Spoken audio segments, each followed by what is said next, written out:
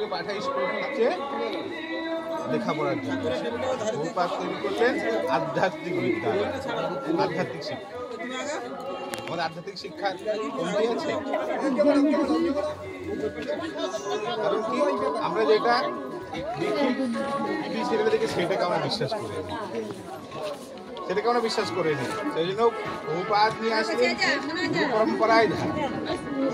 আপনি আপনার ঠাকুরদার তার বাবার নাম সবগুলো 4 পুরুষের নাম বলতে পারবেন, কিন্তু গৌড়ীয় ধারার আপনি তার কৃষ্ণ হইতে সমস্ত গুরু পরম্পরার নাম আপনি বলতে পারবেন।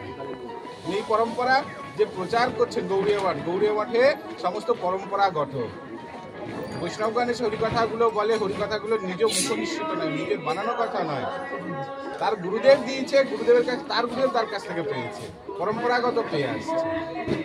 সেই পরম্পরাগত থেকে হরিনাম এখানে দেখে এসছে। বৈষ্ণব হরিনাম করতে হবে কিভাবে? গুরুদেবের চরণে আত্মসমর্পণ করে হরিনাম। আর বহুপাত করলেন যে আধ্যাত্মিক শিক্ষাটা করলেন গৌড়ীয় মঠকে, হচ্ছে গোলকের সাক্ষাৎ মর্তধামের গোলক, গোলকের মানে মর্তধামের গোলকধাম। গোলকধামে গেলে কোনো চিন্তা নেই, কোনো দুঃখ নেই, সবাই আনন্দিত, সবাই নিজে হতে কৃষ্ণ সেবা করে। আর মঠের গৌড়ীয় মঠ গোলকধাম কেন? যতক্ষণ আপনি মঠের গৌড়ীয় মঠে থাকবেন বা গৌড়ীয় মঠের সাধুদের সঙ্গে আপনার কোনো চিন্তা থাকবে না, কোনো চিন্তা নেই। আপনারা যতক্ষণ এখানে বসে আছেন কোনো কিছু নিয়ে চিন্তা থাকে না আপনারা, আপনারা সবসময় কৃষ্ণ প্রেমময় তন্ময় হয়ে থাকেন, কৃষ্ণ চিন্তায় তন্ময় থাকেন আপনারা। তখন আপনার বাড়ির কথা মনে থাকে না, বাড়িতে কি আছে না আছে চিন্তা থাকে না।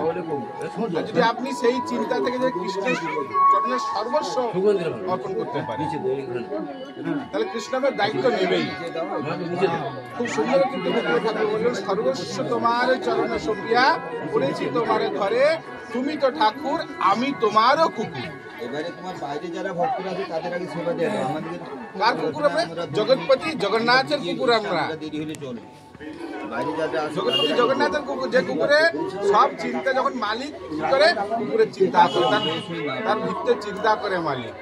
আর যিনি জগতের চিন্তামণি, যে খাই চিনি তারে যোগায় চিন্তামণি, এই জগৎপতির কাছে যদি আমি আত্মসমর্পণ করতে পারি, আমাদের কোনো চিন্তার কোনো কারণ থাকবে।